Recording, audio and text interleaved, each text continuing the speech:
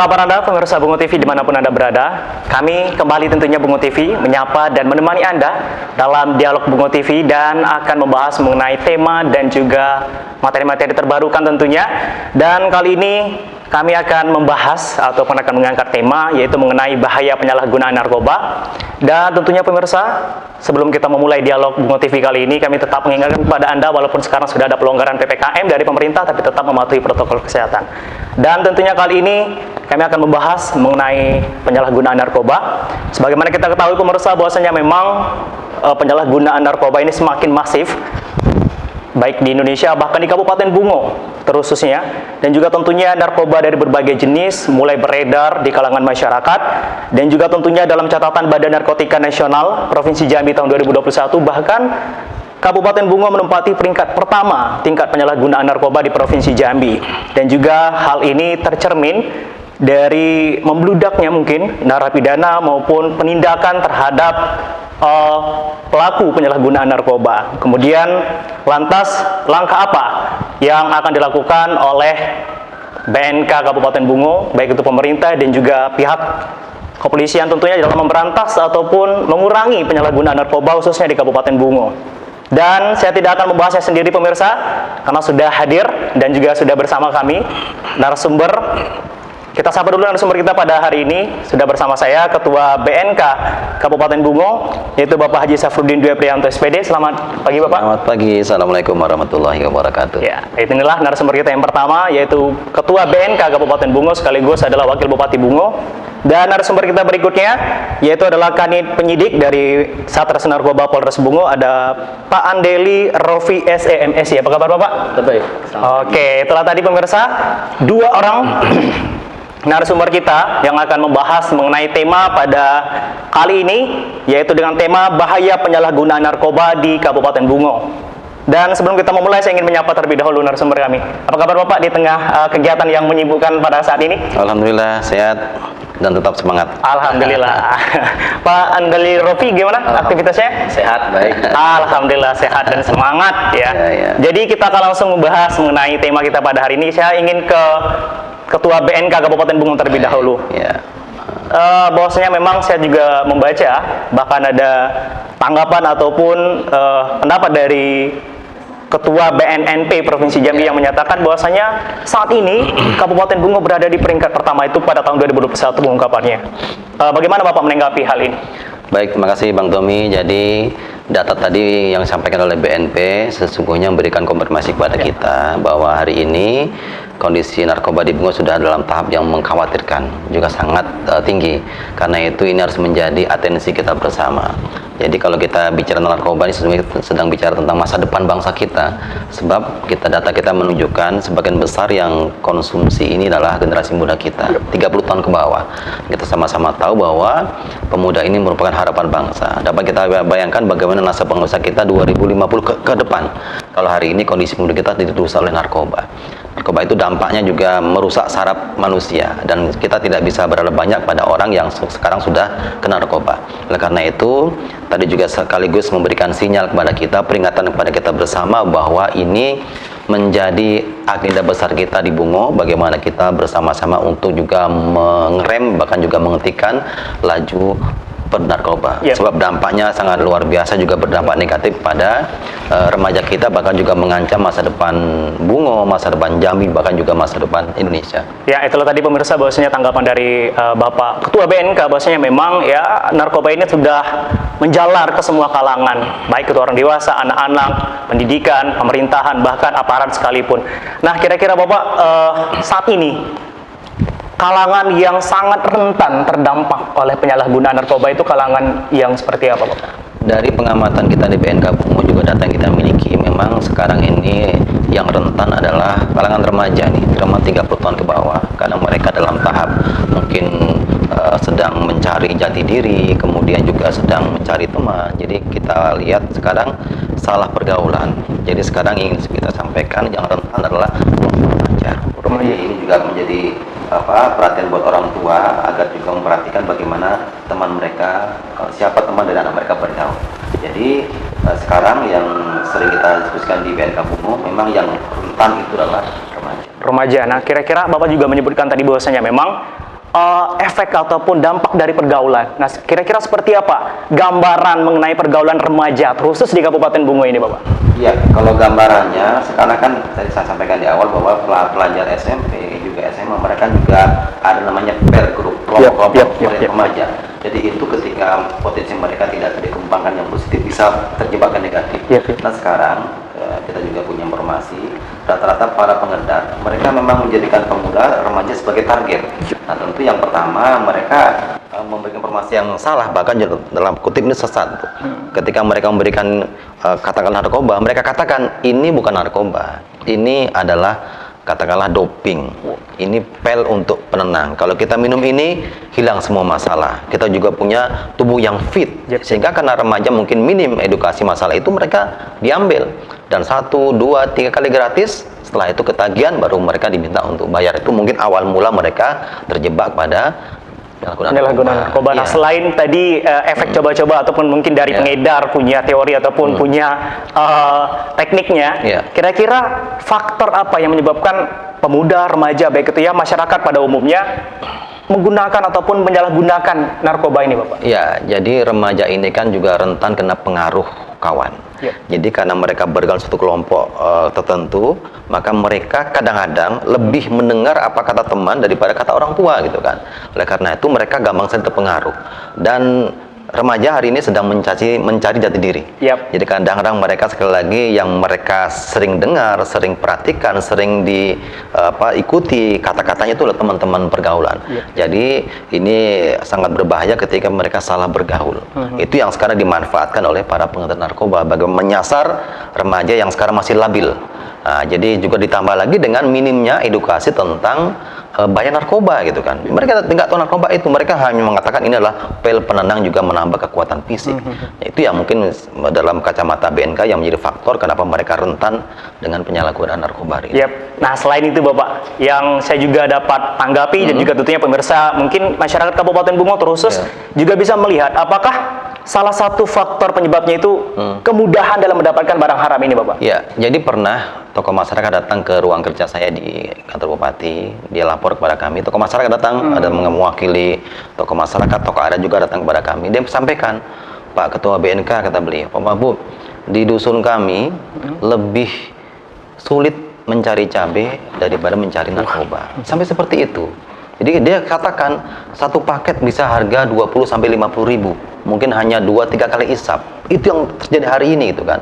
Karena itu sekarang menjadi hal yang sangat memicu mungkin polemik di masyarakat tentang bagaimana sikap kita gitu kan. Jadi ini mungkin kondisi yang hari ini terjadi bahwa hari ini mudah sekali untuk dapat narkoba.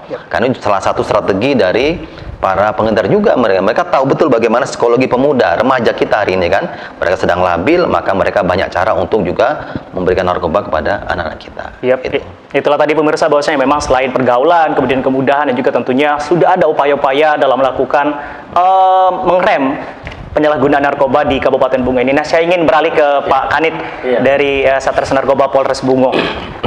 Kira-kira sejauh ini Pak, dari apa yang disampaikan oleh Bapak Ketua BNK tadi, kira-kira penindakan yang sudah dilakukan ataupun kasus ataupun motif seperti apa yang sering ditemui oleh Polres Bungo sendiri dalam melakukan penindakan-penindakan di Kabupaten Bungo ini, Bapak?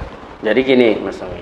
Jadi kalau kita lihat narkoba saat ini di Kabupaten Bungo memang sedang marak lah. Yang dilakukan dari Polres Bungo khusus saat narkoba, kami melakukan penindakan hukum dan juga ada upaya-upaya kita lakukan penyuluhan juga dengan digandeng BNK untuk menurun tingkat kerawanan narkoba ini. Dan itu masalah penindakan itu tetap kita lakukan hampir setiap hari kita lakukan didik. Memang kalau memang dapat dan terbukti kita lakukan penindakan. Nah, kira-kira dari banyaknya penindakan-penindakan yang paling sering terkena ataupun yang sering dilakukan penindakan itu apakah pemakai atau justru para pengedar? Seperti itu, Bapak.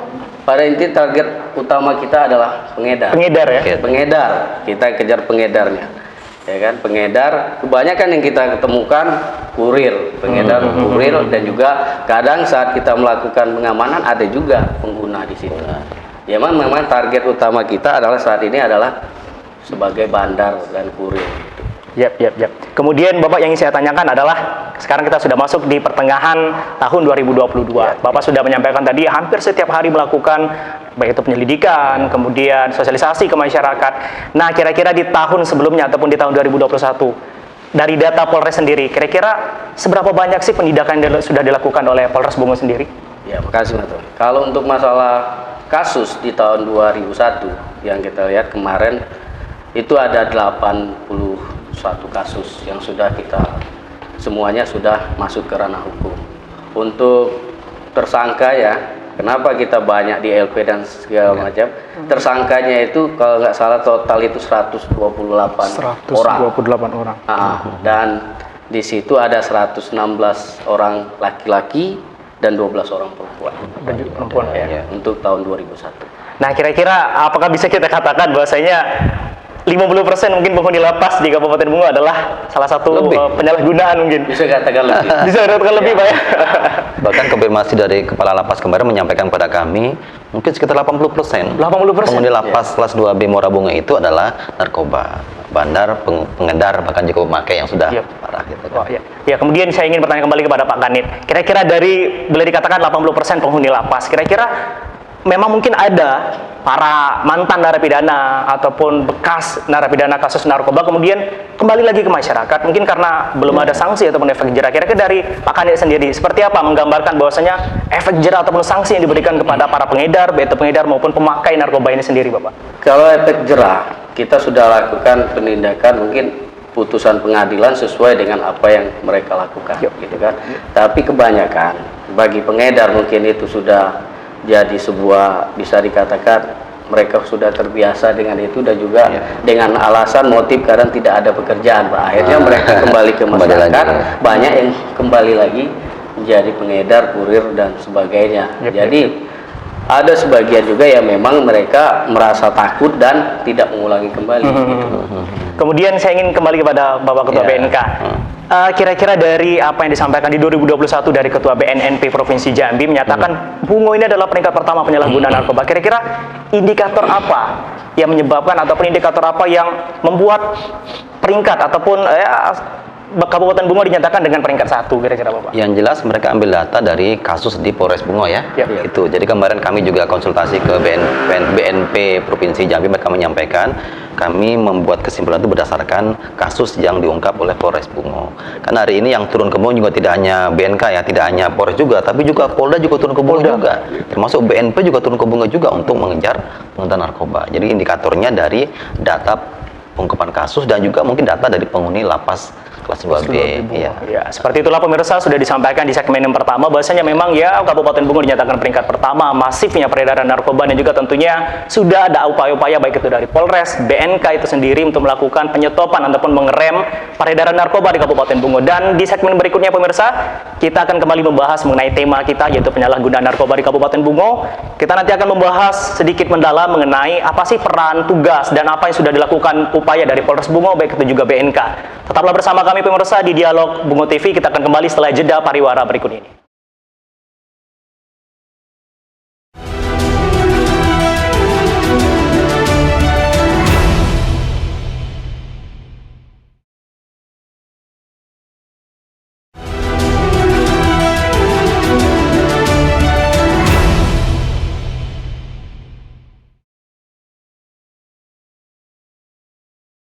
Terima kasih pemirsa Bungo TV dimanapun Anda berada. Anda masih menyaksikan tentunya Dialog Bungo TV. Kali ini membahas mengenai tema penyalahgunaan narkoba di Kabupaten Bungo.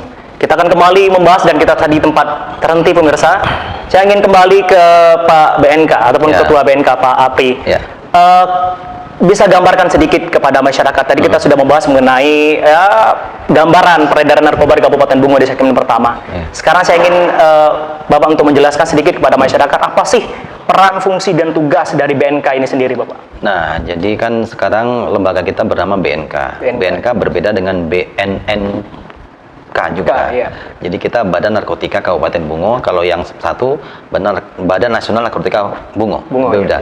Hari ini yang statusnya BNNK itu di Jambi hanya 3. Pertama di Kota Jambi, kemudian Batanghari juga Tanjab Tim. Nah, bedanya adalah dalam hal kewenangan.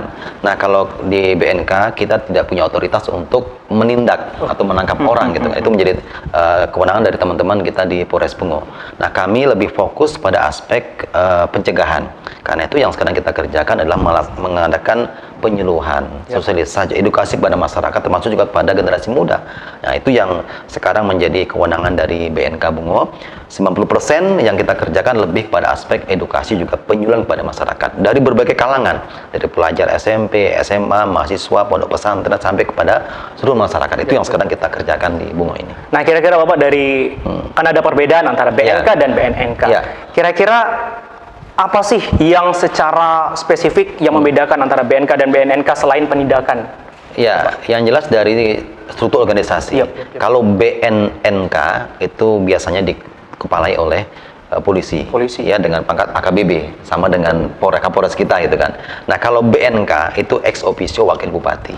Nah, itu jadi sekarang kita tidak membahas itu. Yang jelas kami di BNK Bungo berprinsip apa yang bisa kita kerjakan untuk mengerem juga untuk meminimalisir peredaran narkoba di Bungo dengan aspek kita pencegahan. Nah, mudah-mudahan dengan edukasi yang sekarang kita laksanakan masif di masyarakat, mudah-mudahan orang tua juga sadar, generasi muda sadar bahwa itu adalah narkoba itu zat yang sangat berbahaya. Betul. Karena sekarang mereka konsumsi karena mungkin mereka ketidaktahuan.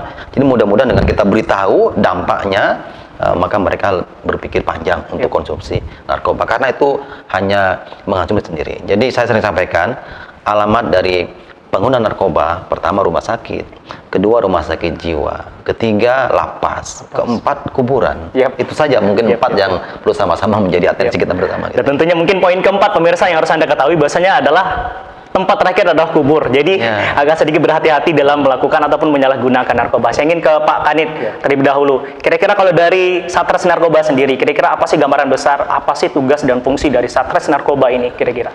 Yang jelas kita kan dari kepolisian, dari Sat Narkoba, kami melakukan penindakan hukum. Jadi semua upaya yang kita lakukan, ada juga selain penindakan hukum, biasanya kami didampingi juga BNK untuk melakukan penyuluhan.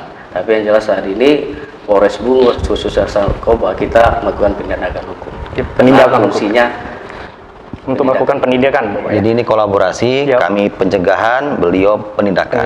Jadi masyarakat juga sering lapor pada kami, Pak di situ ada pengedaran, maka kami sampaikan kepada Polres Narkoba sehingga mereka langsung turun ke lapangan. Jadi bukan kami BNK ke lapangan, tapi teman-teman di Sat Narkoba. Ya, kira-kira kalau dari BNK sendiri Bapak, dengan adanya pembatasan hanya dalam pencegahan atau preventif, kira-kira dengan keterbatasan itu apakah akan menyurutkan mungkin terbatas ruang gerak dari BNK ini sendiri atau justru melakukan tugasnya? Saya pikir sekarang konteks kita adalah sinergi. Jadi yang paling penting narkoba ini tidak bisa dikerjakan 1-2 lembaga, tapi kita harus berkolaborasi.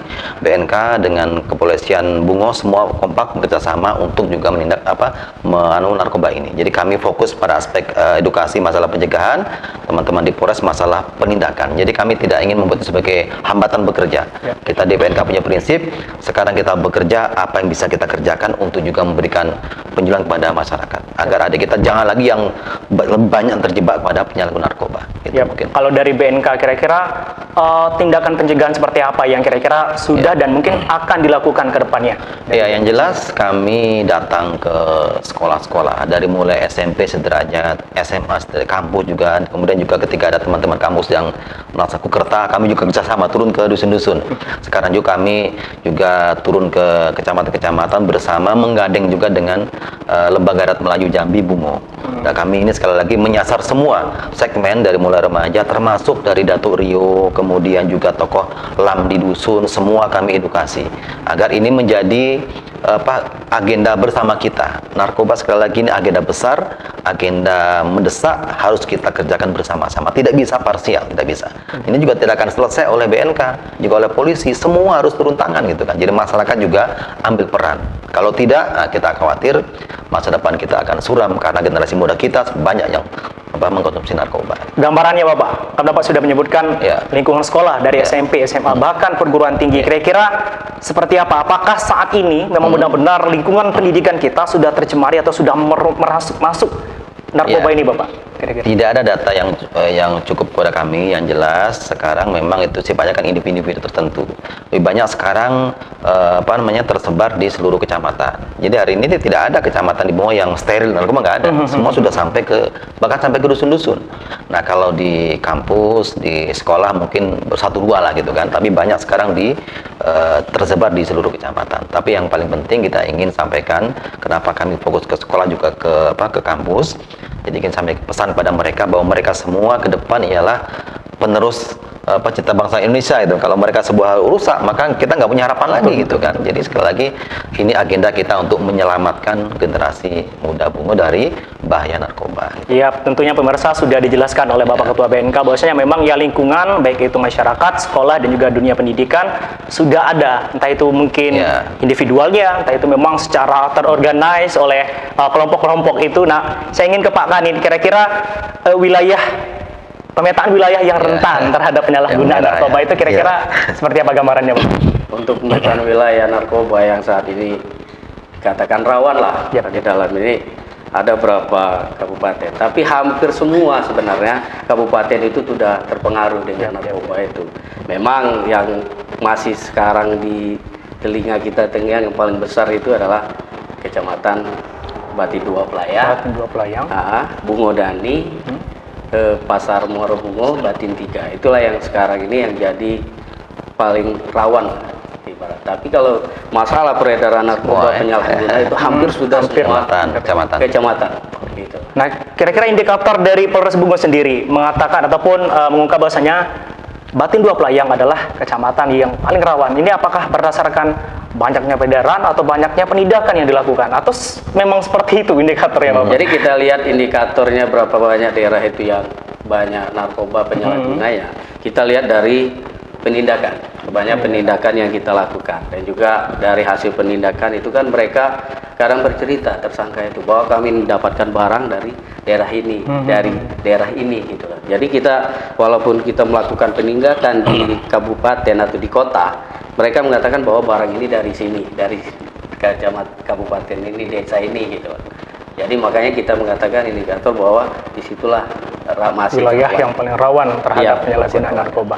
Nah, kira-kira strategi apa nih dari Polres Bungo sendiri untuk ya mungkin mengurangi bahkan melakukan penyekatan agar nanti barang-barang ini tidak lagi masuk ke dalam wilayah ataupun kecamatan yang dinyatakan rawan ini, atau memang dari sana ataupun ini adalah sumber utama peredaran narkoba di Kabupaten Bungo sendiri, Bapak? Jadi gini, kalau untuk masalah kayak mana kita mencegah semuanya, kita sudah melakukan penindakan, malah kita sampai kejar ke luar kabupaten. Kalau memang itu ada di luar provinsi, kita lakukan penindakan di sini bahwa itu ada kaitannya dengan daerah lain, kita tetap melakukan pengejaran ke daerah itu, supaya ibaratnya kita mengejar supaya efek jerah mereka untuk bisa masuk ke wilayah Kabupaten Bungo gitu. Kemudian Bapak, kita berbicara mengenai sanksi hukum yang diberikan kepada penyalah ataupun pengedar. Nah, kira-kira seperti apa gambaran sanksi yang akan diberikan kepada penyalahguna ataupun pengedar narkoba ini, Bapak? Yang jelas kalau sanksi setelah mereka kita lakukan penangkapan, tidak pidananya semuanya naik, kita menggunakan sanksi yang jelas mereka lanjut ke pidana dengan pasal-pasal yang sudah diterapkan gitu kan, sesuai dengan Undang-Undang Nomor 35 tahun 2009 itu, Bapak ya, tentang narkoba. Nah, kepada Bapak Ketua BNK, kira-kira dari Kecamatan BNK sendiri, kira-kira kenapa sih Kabupaten Bungo ini peredarannya sangat luar biasa? Apakah kemudahan barang itu masuk ke Kabupaten Bungo karena memang ini adalah pasar ataupun market yang sangat seksi mungkin bagi para pengedar, jalan lintas Sumatera, kota yang cukup besar? Kira-kira dari Kecamatan BNK sendiri seperti apa, Bapak? Iya, betul tadi Pak Tobi sampaikan bahwa lebih pada faktor posisi Bungo di lintas Sumatera, dan sekarang Bungo ini bertransformasi menjadi kota hari ini kan. Jadi sekarang orang mengatakan Bungo sebagai kota nomor 2 setelah kota Jambi. Oleh karena itu di sini juga cukup ramai, ekonomi juga bergerak tumbuh, sehingga itu menjadi peluang buat pengedar untuk juga memasarkan barangnya. Dan jadi tambah lagi mungkin dengan tadi saya sampaikan di awal, minimnya informasi tentang narkoba, sehingga sekarang berlaku hukum ekonomi kan, ada supply ada demand, itu yang sekarang terjadi. Oleh karena itu sekali lagi ini menjadi perhatian kita bersama dengan posisinya seperti itu, maka ini memaksa kita harus berbuat sesuatu. Dan sekarang tentu sinergi antara BNK dengan kepolisian menjadi kata kunci juga terus untuk meminimalisir juga mengerem laju narkoba di Bungo ini. Nah, dari Satres Narkoba Polres Bungo sendiri, kira-kira tindakan untuk melakukan yang Pak BNK sampaikan tadi, bahwasanya untuk mengerem, karena Bungo adalah market yang sangat luar biasa bagi para pengedar. Nah, kira-kira seperti apa upaya dari Polres Bungo sendiri untuk memukul mundur para pengedar untuk memasukkan barangnya ke Kabupaten Bungo ini? Upaya apa sudah dilakukan kira-kira, Bapak? Kalau upaya yang kita lakukan untuk pemulihan masalah pelaku narkoba, yang jelas kita sebagai dari kepolisian melakukan penindakan hukum, ya kita tetap melakukan penindakan. Hampir itu tadi seperti yang awal saya ceritakan, kita lakukan penindakan terus, dan kita lakukan lidik dan segala macam kita penindakan. Dan juga kalau memang ini kita juga melakukan penyuluhan ke masyarakat juga. Sekarang itu tadi kita penyuluhan dibanding BNK, dan kita sampaikan ke masyarakat bahwa kalau kalian terlibat di dalam tindak pidana narkoba, ini loh pasal yang harus kita terapkan saat mereka ketangkap. Yap. Nah, kira-kira karena memang Bungo tidak memiliki jalur laut ataupun mungkin jalur perairan, tentu dari jalur darat pun mungkin karena pengawasannya cukup ketat. Nah, kira-kira modus operandi ataupun mungkin hal-hal seperti apa yang menjadi modus operasi para pengedar ini masuk ke Kabupaten Bungo? Karena kita kemarin sempat ada kasus warga masyarakat Jawa Barat, Bapak ya, yang kedapatan membawa narkoba melalui bus. Nah, kira-kira seperti apa, Bapak? Jadi karena kita ini adalah jalur lintas Sumatera. Jadi modus mereka ya bermacam-macam. Ada dulu yang kita tangani, ada juga ibu yang lagi hamil. Lagi hamil besar. Ya sampai melahirkan pun di penjara gitu kan. Itu dengan disimpannya di dalam, mohon maaf, di dalam bajunya. Jadi macam-macam modus. Ada juga mereka yang menggunakan kendaraan umum pribadi ya dengan bermacam-macam modus gitu. Ada juga itu tadi saya sampaikan. Ya mungkin seperti apa yang bisa bikin ibaratnya petugas terkecoh. Ya itu tadi dengan mereka ada hamil, mereka ada menggunakan jualan-jualan yang ibarat yang kecil-kecil itu. Jadi banyak modus mereka yang bisa masuk. Menghalalkan segala cara agar barang ini bisa masuk ke Kabupaten Bungo. Nah, kira-kira dari saya ingin kembali kepada Pak Kanit tentunya. Kira-kira dari banyaknya modus operandi para pelaku penyalahgunaan narkoba ini, kira-kira pengawasan yang sudah dilakukan selain mungkin melakukan operasi di jalanan, adakah strategi yang paling ampuh dari Polres Bungo sendiri? Kita sudah masalah strategi, kita sudah mendata semua para pelaku tindak pidana narkoba sampai yang di luar kabupaten pun kita data. Jadi kita dapat datanya dari mereka setelah kita amankan. Kita minta data, kita tanya hal barang dari siapa. Jadi strateginya kita data semua, dari orangnya siapa, wilayahnya di mana, sampai kita cari juga ibaratnya nomor handphonenya segala macam supaya kita bisa cek mereka gitu, sampai mereka ibarat strategi supaya kita bisa, oh ini orang ini bergerak, orang ini bakalan masuk ke Kabupaten Bungo gitu loh. Jadi banyak strategi yang kita lakukan supaya gimana caranya membawa mereka kita pantau terus gitu. Apalagi yang sudah memang dia mantan narapidana, dia pernah masuk, kita tetap sudah ada datanya. Jadi kita tetap cari kalau mereka, oh ini si A gitu kan, dia sekarang keluar dari lapas sudah bebas, berarti kita data, kita tetap monitor sampai mereka apakah dia lanjut dengan kegiatan yang sebelumnya atau ada melakukan hal-hal yang baru. Nah, pemirsa, itu tadi penjelasan dari Pak Kanit bahwasanya sudah ada strategi-strategi yang sudah dilakukan oleh Satres Narkoba Polres Bungo. Nah, saya ingin kepada Pak Wabub sebelum kita akhiri di segmen yang kedua. Pak Wabub, Ketua BNK dan juga selaku Pak Wabub, kira-kira kita kan juga mengetahui bahwasanya sekarang ekonomi sedang menurun. Karena setelah dampak dari pandemi ini, kira-kira dengan ekonomi yang menurun, tapi kita lihat di masyarakat masih saja penyalahgunaan narkoba ini tidak menurun. Ekonomi menurun, tapi penyalahgunaan narkoba meningkat. Nah, seperti apa dari Pak? Kenapa itu terjadi? Karena mereka sudah ketergantungan. Jadi kalau itu kan sifatnya adiktif, tergantung. Jadi ketika mereka konsumsi 1, 2, 3, 4 kali, mereka sudah ketergantungan. Kalau sudah ketergantungan, mereka harus dapat barang itu, gitu. Harus konsumsi. Kalau tidak, mereka merasa badan mereka tidak nyaman, tidak fit begitu. Nah, jadi ini tidak dengan ekonomi ya, terus juga akhirnya ada hubungan yang erat antara narkoba dengan kriminalitas. Nah, jadi kita kadang temukan di masyarakat pencurian hal yang sepele gitu. Lampu dicuri, tabung kas dicuri, peralatan rumah tangga dicuri. Itu indikator bahwa mereka untuk beli narkoba. Karena murah kan, 20 sampai 50 ribu. Jadi sekali lagi faktornya adalah faktor mereka sudah kena ketergantungan narkoba. Jadi tidak mereka harus dapat barang itu konsumsi. Kalau tidak, sekali lagi ada reaksi di tubuh mereka. Gitu. Kira-kira hal unik seperti apa? Karena Pak Kadit juga sering ke bawah. Kira-kira hal unik seperti apa yang sering ditemui oleh Satres Narkoba sendiri ke kalangan masyarakat dalam hal tadi, entah itu ya perabotan rumah tangga dan segala macamnya untuk menghalalkan mendapatkan barang haram ini, Bapak? Ya, kebanyakan itu tadi seperti yang dijelaskan sama Ketua BNK. Memang banyak kan kalau bagian pengguna, ya kan, mereka seperti apapun caranya mereka harus dapat. Ada juga saya pernah dipanggil sama salah satu keluarga bahwa anaknya lagi ngamuk-ngamuk, semuanya dihancurin. Kenapa? Bagaimana cara mereka untuk mendapat barang itu? Setelah mereka dapat uang, dikasih sama keluarganya, siapa yang ngasih, dia langsung pergi. Ya sudah, berarti selesai. Ngamuknya selesai gitu ya. Yang penting gimana caranya saya harus dapat barang itu. Ya kalau masalah pencurian kecil-kecilan, sudah banyak juga lapor ke kita. Yang ini sudah hilang, yang ini dijual gitu. Berarti dari indikator itu saja ataupun dari tindakan seperti itu bisa kita nyatakan bahwasanya ini ada indikasi awal, dugaan. Ya. Kita sudah membahas di segmen yang kedua pemirsa mengenai tugas dan fungsi entah itu dari Satres Narkoba, dari BNK, dan kita akan kembali berjumpa di segmen berikutnya. Kita akan membahas mengenai tindakan apa saja sih untuk melakukan pengereman, pencegahan, entah itu sosialisasi ke masyarakat ataupun mungkin tindakan-tindakan lainnya. Kita akan kembali setelah jeda pariwara berikut ini pemirsa. Tetaplah bersama kami di Dialog Bungo TV.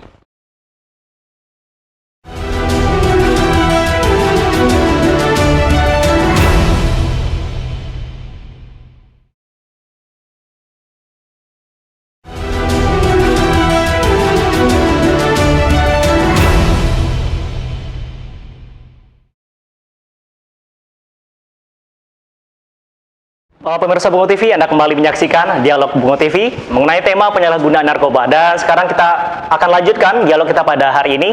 Saya ingin ke Pak Kadit terlebih dahulu. Di tahun 2022, sudah pertengahan tahun ini, bahkan sudah masuk bulan Juli, Bapak, tanggal 1 Juli. Hari Bayangkara nih. Hari Bayangkara ya. Selamat. Iya. Kami ucapkan dulu selamat Hari Bayangkara kepada Polres Bungo tentunya, terutama Pak Kadit mewakili Polres Bungo. Nah, kira-kira di tahun 2022, entah itu tahun sebelumnya juga, kasus terbesar yang ditangani oleh Polres Bungo sejauh ini kira-kira apa, Pak? Yang untuk tahun ini kemarin bulan Juni ini, kan kita sudah nanganin ada berapa kemarin kita melakukan penindakan juga, ada dapat narkotika yang 1 on, dan juga kemarin yang juga kerjasama sama Polsek Kota juga ada 1,2 kilo. 1,2 kilo. Ada senpi. Senjata api. Kemarin sudah dilakukan presimis kan. Kita saat ini lagi dalam proses sidik ya. Naik hukum. Nah, kira-kira Pak Kadit dengan kasus besar seperti ini, kira-kira apabila alhamdulillahnya Polres Bungo berhasil melakukan penangkapan atau penyelidikan terhadap hal ini, apabila hal ini teredar ke masyarakat, kira-kira bagaimana kacamata Bapak melihat ini seperti apa kira-kira? Kalau ini sampai teredar ke masyarakat, berapa banyak orang yang bakal mengkonsumsi itu, berapa banyak kehancuran bagi kalangan-kalangan masyarakat kita yang melakukan konsumsi narkoba. Bayangkan aja 1 kilo itu, kalau di satu orang mengkonsumsinya 1 gram, 1000 berapa? 1000 gram rakyat harus kena itu. Nah, kira-kira Pak Ketua BNK, Pak Apri, kira-kira selain tadi pengaruh lingkungan, kemudian pergerakan apa yang sudah dilakukan agar nanti jangan sampai yang 1 kilo ini beredar ke masyarakat? Kira-kira mungkin itu penyuluhan atau pemberitahuan kepada masyarakat bahwasanya ya narkoba ini jangan sampai digunakan, seperti apa, Bapak? Untuk ke sekolah kami masuk lewat upacara bendera. Kemudian nanti pas kegiatan masa orientasi siswa kami juga masuk. Ke kampus juga kami diskusi panel dengan beberapa ahli, dokter, kemudian juga dengan polisian, masuk ke kampus-kampus di Bungo ini, ke masyarakat. Kita juga menggandeng pemerintah dusun, pemerintah kecamatan, juga termasuk tokoh masyarakat. Terakhir kita dengan Lembaga Rakyat Melayu Jambi Kabupaten Bungo turun ke seluruh kecamatan. Intinya kami ingin sampaikan pesan penting hari ini. Narkoba ini sedang merebak ke seluruh dusun yang ada di Bungo ini. Jadi ini perlu waspada. Dan juga lewat jalur keagamaan, kami juga kemarin kerjasama dengan para ustadz-ustadz di Bungo untuk juga menyampaikan pesan bahaya narkoba lewat khutbah Jumat. Jadi kemarin kita juga kerjasama dengan para ustadz untuk menyampaikan pesan lewat khutbah, dan mudah-mudahan informasi tersampaikan ke seluruh masyarakat bahwa hari ini sekali lagi narkoba ini ancaman buat kita semua.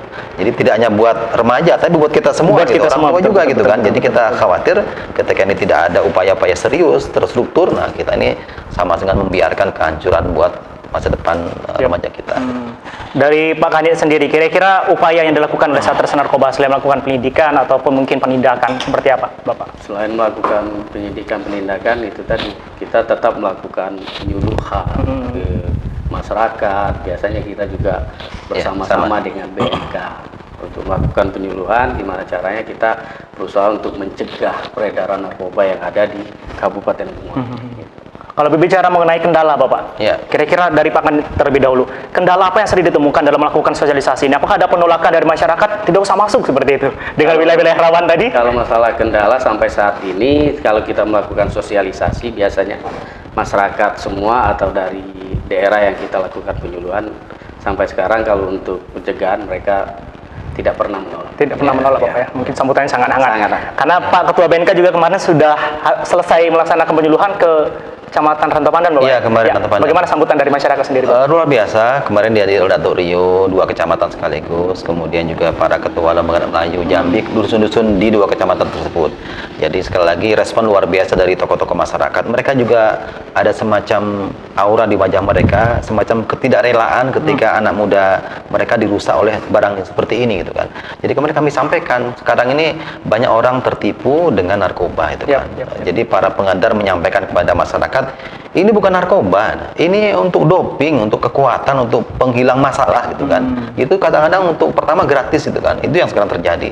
Jadi mereka merasa terkejut dan mereka berterima kasih kepada kita sudah menyampaikan edukasi itu, dan insya Allah mereka akan menyampaikan kepada anak cucu mereka di dusun masing-masing gitu kan. Jadi setiap acara-acara penting, misalkan pengajian yasinan juga kita ingin sampaikan pesan itu pada seluruh pada masyarakat. Ya betul. Pak Kanit sendiri kira-kira dari Polres Bungo ataupun Satuan Narkoba Polres Bungo sendiri, kira-kira nih di masyarakat sendiri, bagaimana nih masyarakat mungkin melihat di lingkungannya itu ada peredaran narkoba, tapi mereka ini belum tahu gimana sih jalur untuk melakukan mungkin penindakan terhadap pelaku ini. Kira-kira masyarakat yang ingin melaporkan ini seperti apa mekanismenya, Bapak? Ya, terima kasih. Memang untuk masalah laporan apabila ada pelaku tindak pidana narkoba, baik itu dari tetangganya apa segala dusunnya, memang mereka kebanyakan ada merasa ketakutan. Betul, kan? betul, Bapak. Tapi kita membuka peluang, silakan mereka datang. Kita akan merahasiakan semua, ibarat rahasia tentang jati diri mereka, dari mana kami dapatkan informasi untuk mendapat bahwa ada pelaku tindak narkoba. Kami juga siap terima kapan mereka datang melalui handphone segala macam ke kita tetap terima, dan kita tidak akan membocorin siapa yang memberikan informasi tersebut. Kalau dan juga kita sudah tahun kemarin Pak ya, kita melakukan penyuluhan dengan BNK untuk masalah pelaporan pelaku tindak pidana narkoba. Kita juga di setiap berapa kecamatan kita sudah kasih ibarat nomor kontak person kita, silakan dihubungin kalau memang ada pelaku tindak pidana narkoba. Jadi kita siap, nanti kita akan melakukan penindakan. Ya, itu tadi pemirsa, bagi Anda, mungkin masyarakat Kabupaten Bungo, umumnya Provinsi Jambi dan juga Indonesia, kira-kira ingin melaporkan atau mungkin menyelamatkan tetangga, keluarga, sanak familinya dari penyalahgunaan narkoba ini, sudah disampaikan oleh Pak Kanit tadi, semua data diri Anda, semua tentang Anda akan dirahasiakan, agar nanti perlindungannya tepat dan juga nanti tidak ada hal-hal dampak dari pelaporan itu. Nah, kalau dari Ketua BNK sendiri, kira-kira apakah ada strategi dari BNK, entah itu mengutus ataupun mungkin para penyuluhnya turun terus ke lapangan untuk memantau, mungkin mendampingi para masyarakat yang ingin melaporkan ini, seperti apa, Bapak? Yang jelas kita punya beberapa relawan di beberapa titik, dan mereka sering menyampaikan informasi pada kami. Memang tidak bisa kita pungkiri hari ini masyarakat banyak ketakutan. Bahkan kemarin fokus kita 3 bulan kemarin dengan teman-teman di Polres juga menyampaikan informasi mereka bagaimana bagaimana cara untuk melaporkan. Rata-rata mereka takut terancam oleh pelaku dari bandar tersebut. Nah, kami sampaikan kepada mereka, salah satu bentuk kontribusi peran masyarakat itu adalah dengan informasi kepada kami gitu kan. Misalkan dia melihat, mendengar, menyaksikan ada indikasi narkoba di titik tertentu, maka mereka bisa laporkan kepada kami, BNK, kepada Polres Bungo, untuk juga kita sampaikan, untuk juga kita tindak lanjuti. Dan itu sudah beberapa orang yang WA kepada saya, lewat telepon juga, lewat messenger juga, kemudian juga kita teruskan pada saat pernah lapor langsung Pak Kasat Narkoba, bahkan juga kemudian ketika di Polres Bungo sedang sibuk semuanya, mungkin kita koordinasi dengan BNP Provinsi. Artinya masyarakat tidak perlu takut, khawatir. Kalau kita diam saja, maka itu sama dengan membiarkan kerusakan terjadi gitu kan. Jadi sekali lagi tidak perlu takut, insya Allah tadi Pak Kani juga menyampaikan, tidak akan mungkin kita sampaikan pada publik, dijaga betul kerahasiaan dari orang yang melaporkan. Jadi sekali lagi masyarakat, mari sama-sama kita berperan aktif dengan memberikan informasi kepada kami tentang indikasi terjadi pengedaran narkoba di lingkungan mereka sendiri. Saya ingin ke Pak Kanin. Kita sama-sama mengetahui sekarang adalah era globalisasi, teknologi yang sangat luar biasa perkembangannya. Kira-kira seperti apa Polres Bungo sendiri melihat fenomena ataupun realitas ini dengan teknologi sudah sangat pesat, canggih, dengan beberapa ada jasa dan segala macamnya. Kira-kira untuk menangani hal ini, jangan sampai nanti dengan teknologi ini, atau sudah ada yang terjadi lewat teknologi, entah itu dari hal-hal yang berbau media sosial, peredarannya seperti apa Bapak? Kalau masalah itu ada juga, mereka rata-rata sekarang itu memang media sosial jadi tempat mereka komunikasi. Yang jelas pada intinya sekarang itu dengan teknologi yang ada, komunikasi antara mereka sekarang itu, mereka pesan barang dengan ada lewat messenger, lewat BA. Kalau saya baca itu kebanyakan lewat messenger. Nah, saya juga secara mungkin teknologinya messenger ini apakah tidak bisa bocor mungkin. Mereka berpikir seperti itu karena setiap kami melakukan penindakan, biasa kami cek semua, ya kan, dari handphonenya segala macam, di messenger paling banyak mereka melakukan transaksi. Kalau dari BNK sendiri, kira-kira upaya yang dilakukan untuk membatasi peredaran ataupun proses penjualan, mungkin penawaran di media sosial seperti apa Bapak? Yang jelas kita juga aktif di medsos ya, karena kita juga sampai di hari ini anak muda kita juga aktif bermedsos. Jadi sekarang termasuk kegiatan kita edukasi juga di medsos, kita punya page juga, kita punya website juga. Yang jelas informasi disampaikan pada seluruh masyarakat dan orang bisa melihat, mengakses situs dari BNK Bungo. Jadi mudah-mudahan dengan terus kita sampaikan kabar secara masif pada mereka, mudah-mudahan mereka juga berpikir 2 kali, bahkan 10 kali untuk mengonsumsi narkoba. Jadi sekarang kegiatan kita juga banyak lewat medsos sehingga bisa menjangkau banyak orang. Kalau kita pertemuan seperti yang manual mungkin hanya 100 orang. Medsos bisa menjangkau ribuan orang sekali mungkin kita posting mungkin informasi dari BNK gitu. Seperti itu. Nah, kira-kira dari saya kembali ke Pak Kani terlebih dahulu. Untuk mungkin ada masyarakat, orang tua yang tahu betul bahwasanya anak, keluarga dan sanak familinya ini sudah menyalahgunakan narkoba. Kira-kira apa yang bisa mereka lakukan sebagai orang tua? Mungkin apalagi di desa, di dusun, tentunya banyak masyarakat yang masih bisa kita katakan minim pengetahuan mengenai bagaimana sih penindakan narkoba ini. Kira-kira mereka ingin mungkin rehabilitasi, katakanlah seperti apa Pak Kanit? Jadi gini, jadi bagi masyarakat Kabupaten Bungo yang keluarganya, anak saudaranya mungkin yang sudah terpengaruh dengan narkoba, kita juga memfasilitasi bagi mereka mau dilakukan rehabilitasi. Jadi silakan keluarganya lapor ke kita, ya kan? Memang ada sebagian keluarga dia takut untuk melapor dan juga takut kalau anaknya umpamanya dilakukan rehabilitasi sendiri tidak mau. Jadi silakan lapor ke kita, kita akan memfasilitasi. Mau direhab ke BNN, kita tetap memfasilitasi dan nanti kita lakukan dengan cara kita seperti apa mereka sampai ke tempat rehabilitasi. Selama ini dari BNK Pak Apri yang sering turun melakukan penyuluhan ke masyarakat, adakah yang sedang di lapangan adalah masyarakat yang melaporkan atau secara langsung, Pak, anak saya, keluarga saya seperti itu? Ada. Kemarin salah satu Rio juga menyampaikan warganya seperti itu. Tapi tidak bisa kita pungkiri, tadi Pak Kanit sampaikan, di samping takut ada juga orang tua yang malu. Malu ketika punya anak atau ponakan yang kena narkoba, sehingga mereka cenderung membiarkan saja. Nah, karena itu kami juga sampaikan pada mereka, tidak perlu malu juga takut. Nah, kami dari BNK juga dengan teman-teman Polres siap memfasilitasi mereka. Kami sudah beberapa kali mengirim mereka ke Bengkulu, mengirim mereka ke Lido di Bogor, juga ngirim ke Jambi. Dan kemarin kami sudah koordinasi dengan di Rumah Sakit Jiwa di Jambi, mereka siap untuk menerima warga masyarakat yang sudah kena narkoba untuk direhab. Jadi kami terus sampaikan pada pemerintah kecamatan juga dusun, kalau ada warga masyarakat yang ingin rehab, kami siap fasilitasi. Jadi tidak perlu takut, itu mengobati mereka gitu kan. Sebab kalau kita takut atau malu, menambah sengsara buat mereka gitu. Nggak selesai juga masalah kita. Saya dapat sering kabar ada orang tua yang mandiri, dia mengirim anaknya mungkin ke tempat-tempat lain karena mungkin malu atau takut gitu kan. Jadi kami dari BNK siap, memang itu tugas kita memfasilitasi masyarakat yang narkoba untuk kita rehab di tempat-tempat rehabilitasi. Berarti ada opsi rehabilitasi itu, Bapak ya? Ada ya. Dan ada itu untuk mengobati mereka kan. Daripada kita biarkan di rumah, nanti akan merusak, juga terjebak pada kriminalitas. Gitu. Betul. Nah, juga disampaikan oleh Pak Apri di akhir bahasanya akan ada dampak kriminalitas dari itu. Kira-kira kriminalitas terbesar dari penyalahgunaan narkoba ini seperti apa, Bapak? Kriminal terbesar yang bayar lakukan itu tadi, seperti mereka pengen mendapat, pengen mencuri, curian macam itulah kriminalitasnya. Banyak kan di sini ya bagi pengguna-pengguna, bagaimana cara dia untuk mendapatkan barang tersebut, dia apapun dilakukannya, apakah mencuri mesin air, macam-macam. Jadi mereka gimana untuk bisa membeli barang tersebut. Ya, kalau mengenai klasifikasi Bapak, ini kan ada banyak istilah-istilah di dalam penyalahgunaan narkoba ini. Ada korban penyalahgunaan narkoba, ada penyalahgunaan narkoba, ada pengedar, ada kurir. Nah, kira-kira ya ada bandar. Seperti apa ini klasifikasinya Bapak? Jadi gini, kalau bandar itu memang orang yang mempunyai besar, dia yang masuk semuanya gitu. Jadi kalau kurir itu orang yang cuma sebagai tukang antar, sambung tangan gitu ya. Sambung tangan lah. Iya kan.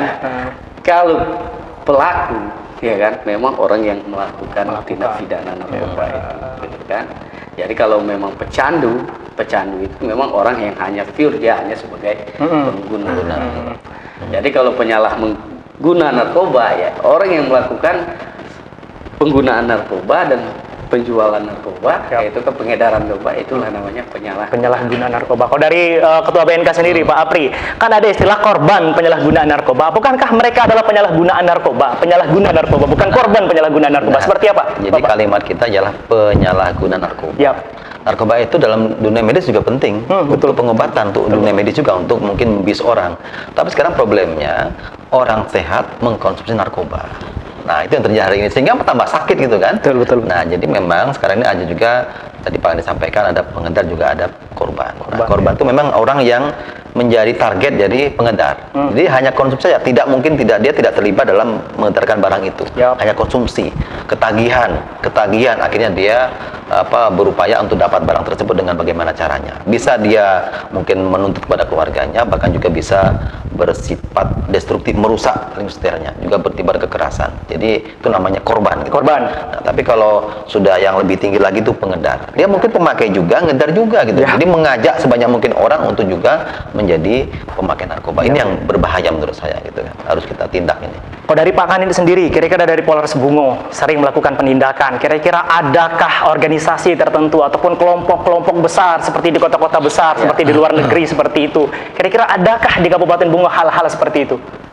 Kalau masalah dia kelompok besar, sampai saat ini mereka itu kebanyakan mereka ada bandarnya, ada kurirnya. Bisa dikatakan Siduda termasuk dalam kelompok. Mungkin kalau terlalu besar sekali mungkin tidak. Tapi mereka sudah mempunyai jaringan-jaringan.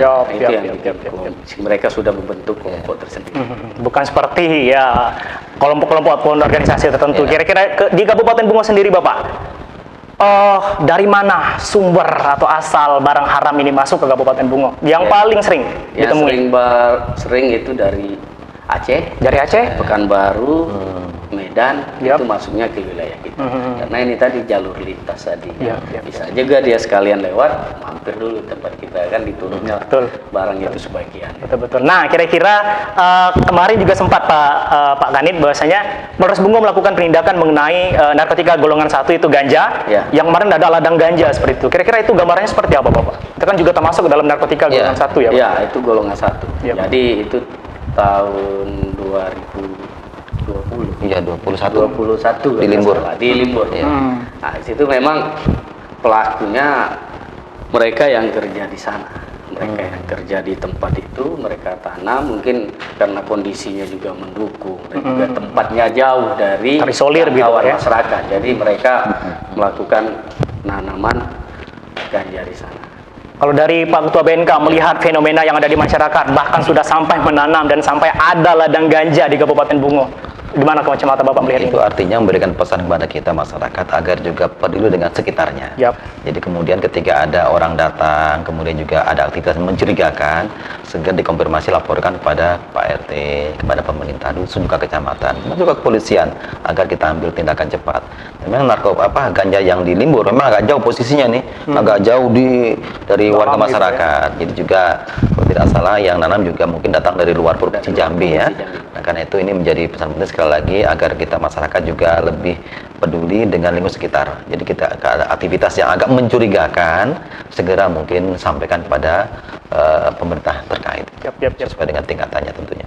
Kemudian itu kan sudah merambah kepada lingkungan. Seperti Pak Ketua BNK sampaikan tadi bahwasanya awareness dari masyarakat, kepedulian dari masyarakat itu harus dimunculkan.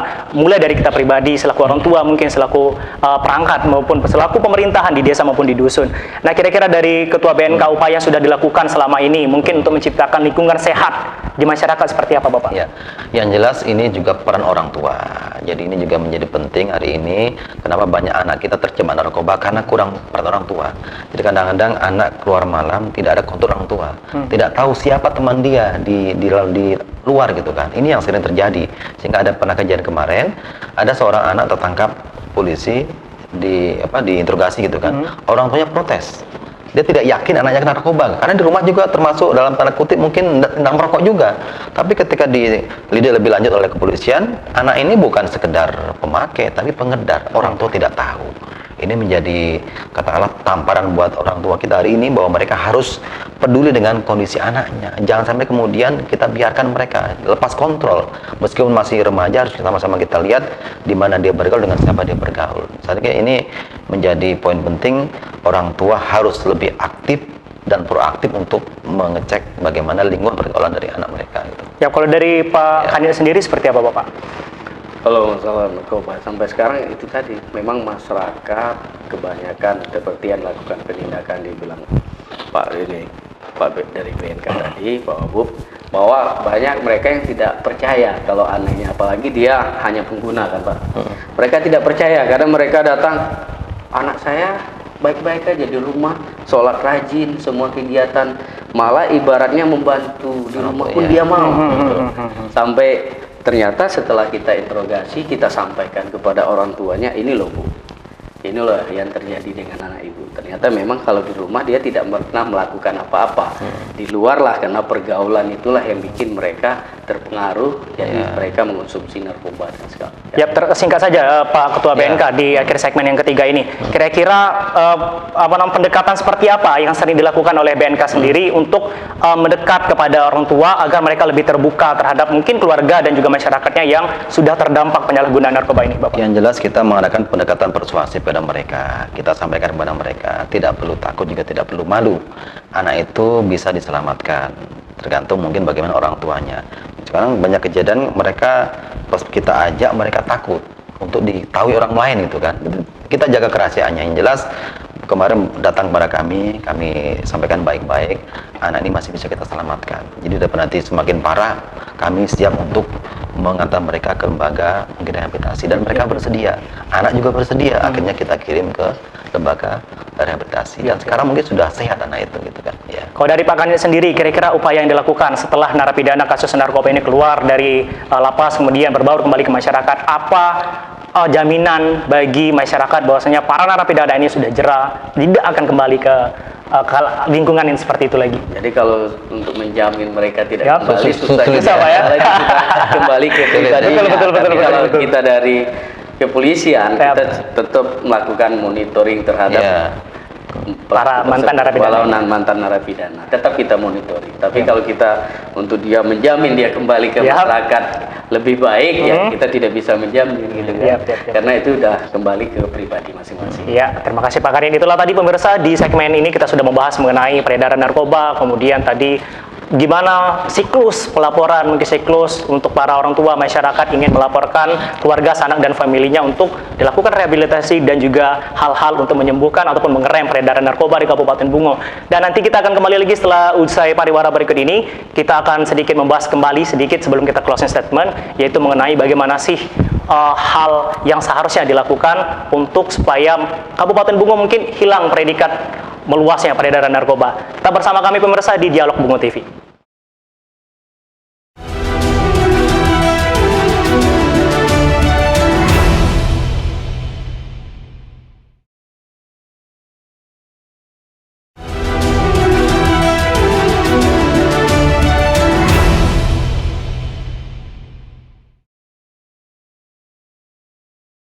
Pemirsa, Anda kembali menyaksikan Dialog Bungo TV. Kali ini membahas tentang tema yaitu penyalahgunaan narkoba di Kabupaten Bungo. Dan saat ini, pemirsa, kita sudah sampai di segmen yang terakhir. Kita akan mendengarkan bagaimana sih closing statement dari kedua orang narasumber kita pada hari ini, dan juga tentunya masyarakat Kabupaten Bungo, khususnya pemirsa Bungo TV yang sedang menyaksikan. Kita dengarkan bersama-sama. Kira-kira dari Pak Apri sebelum kita masuk ke closing statement, Pak Apri, singkat saja. Kira-kira hal yang ingin Bapak sampaikan kepada orang tua supaya nanti anak-anak mereka yang belum terkena, bahkan yang sudah terkena, agar menjaga dengan baik. Saya berpesan kepada orang tua di Bungo, mari sama-sama kita perkuat mungkin dari sisi agama anak kita, agar mereka juga punya imunitas pada ajakan dari teman-teman mereka di luar. Jadi orang tua harus berperan aktif untuk mengontrol, mengawasi anak mereka. Jangan kemudian kita cuek dengan anak kita, apalagi anak kita remaja ini sedang mencari teman gitu kan. Jadi jangan sampai kemudian kita lepas kontrol, dan anak kita ini sekali lagi merupakan aset besar bangsa kita. Narkoba ini masalah besar bangsa kita, juga berpotensi merusak masa depan bangsa kita. Oleh karena itu, orang tua mau tidak mau, suka tidak suka, harus lebih peduli terhadap masa depan anak kita dengan cara membimbing mereka dengan nilai-nilai agama yang baik, sehingga mereka sekali lagi tidak mudah terjebak oleh rayuan dari para pengedar narkoba. Kalau dari Pak Kadin sendiri, apa pesan yang ingin disampaikan kepada masyarakat Kabupaten Bungo, terkhusus yang sudah menyaksikan Dialog Bungo TV kali ini, agar nanti penyalahgunaan narkoba di Kabupaten Bungo tidak lagi meluas secara masif? Silakan Pak. Kami berpesan untuk masyarakat Kabupaten Bungo, jauhin narkoba. Seperti apapun, bahwa narkoba itu tetap tidak boleh, dan itu hukumnya juga haram bagi penggunanya. Jadi kami dari Polres Bungo tetap menyarankan, silakan jauhin narkoba, jangan sampai, walaupun seperti apapun kami tetap melakukan penindakan. Apabila setelah tertangkap, tetap kita lanjutkan penindakan. Yap, itu saja pemirsa dialog kita pada hari ini. Saya ucapkan terima kasih banyak kepada kedua orang narasumber saya. Terima kasih Bapak sudah hadir bersama kami dalam Dialog Bungo TV kali ini. Pemirsa, sudah sama-sama kita dengarkan tentunya dialog kali ini. Itu tadi closing statement dari kedua orang narasumber kita, menyampaikan bahwasanya memang orang tua adalah peran yang sangat luar biasa bagi lingkungan keluarganya maupun lingkungan masyarakat secara khususnya. Dan juga tentunya pemirsa, jauhi narkoba. Seperti disampaikan oleh Pak Wabub tadi ataupun Bapak Ketua BNK, bahwasanya memang generasi muda adalah harapan bangsa. Jangan sampai mendekati saja tidak boleh, apalagi menyalahgunakan narkoba. Tentunya terima kasih pemirsa, Anda sudah setia bersama kami dalam Dialog Bungo TV kali ini. Sampai jumpa di dialog berikutnya. Terima kasih dan sampai jumpa. Bungo TV selalu di hati.